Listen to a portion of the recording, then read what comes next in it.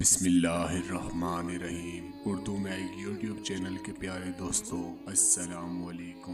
پیارے دوستو، جھوٹ کے تباہ کن اثرات سے جھوٹے لوگ اگر واقف ہو جائیں تو جھوٹ سے ضرور توبہ کر لیں اور اللہ تعالیٰ کی طرف رجوع کریں گے۔ آج کا ہمارا واقعہ جھوٹ کے تباہ کن اثرات کی جانب اشارہ کر رہا ہے، تو واقعہ سنیے اور اس سے سبق حاصل کیجیے۔ عربی اخبار میں شائع ہونے والی یہ خوبصورت تحریر، جس میں ایک سعودی طالب علم کے ساتھ ایک واقعہ پیش آتا ہے، اس واقعے کا اپنی زندگی کے ساتھ موازنہ کیجیے اور جانیے کہ ہم کس دلدل میں پھنس چکے ہیں۔ ایک سعودی طالب علم جو اصول تعلیم کے لیے برطانیہ میں مقیم تھا، وہ طالب علم بیان کرتا ہے کہ مجھے ایک انگریز فیملی کے ساتھ ایک کمرہ کرائے پر لے کر رہنے کا اتفاق ہوا، جو ایک میاں بیوی اور ایک چھوٹے بچے پر مشتمل تھی۔ ایک دن دونوں میاں بیوی کسی کام سے باہر جا رہے تھے تو انہوں نے مجھے پوچھا، اگر آپ گھر پر ہی ہیں تو ہم اپنے بچے کو کچھ وقت کے لیے آپ کے پاس چھوڑ رہے ہیں۔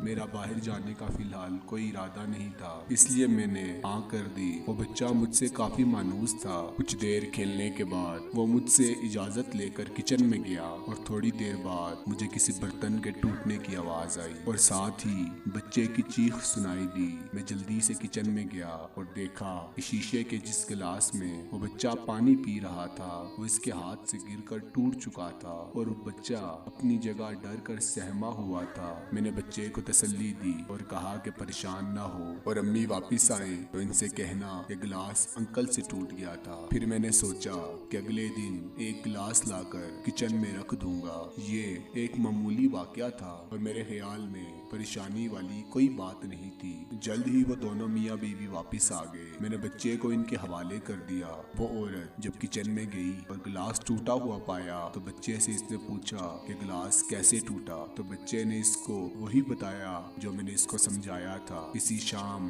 وہ بچہ میرے پاس بہت افسردہ حالت میں آیا اور مجھے کہا، انکل میں نے امی کو سب سچ بتا دیا ہے کہ وہ گلاس آپ سے نہیں بلکہ مجھ سے ٹوٹا ہے۔ اب آپ بھی میری طرح یہی سوچ رہے ہوں گے کہ اس بچے کی والدہ میرے پاس آئی ہوگی، اس نے مجھ سے سوری کیا ہوگا اور شکریہ ادا کیا ہوگا کہ آپ نے ہمارے بچے کا الزام اپنے سر لے لیا۔ ہم اس بات پر معذرت کرتے ہیں، لیکن سنیے یہ ماجرا کچھ اور ہے۔ اس عورت نے ایسا کیا کہا جو میری اور آپ کی زندگی بدلنے کے لیے کافی ہے۔ اگلی صبح میں یونیورسٹی جانے کے لیے تیار ہو رہا تھا کہ میرے کمرے کے دروازے پر دستک ہوئی۔ میں نے دروازہ کھولا تو سامنے اس بچے کی ماں کھڑی تھی۔ اس نے مجھے صبح بخیر کہا اور نہایت شائستگی سے میرا نام لے کر کہا کہ ہم آپ کو نفیس اور شریف آدمی سمجھتے ہیں، مگر آپ نے ہمارے بچے کو جھوٹ بولنے کی ترغیب دے کر اپنا وقار خراب کر لیا ہے۔ ہم نے